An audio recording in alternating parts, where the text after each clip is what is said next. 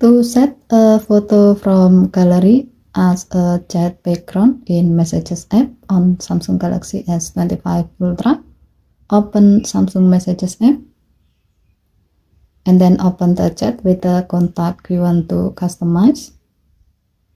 Tap more icon or three vertical dot icon at the top right and then tap customize chat room. Next, tap the gallery icon and then select the desired photo. If needed, you can adjust or move the selected area to make sure that your phone will use the desired area of the photo as the chat background.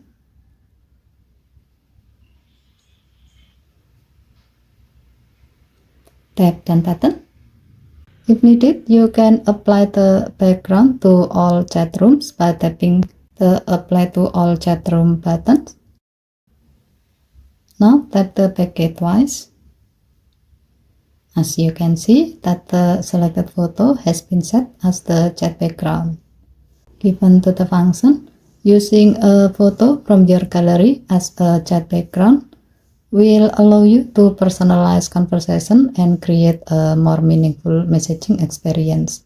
Whether it's a favorite memory with a loved one, a calming landscape, or a design that matches your style, this feature helps make your chats feel more personal and enjoyable.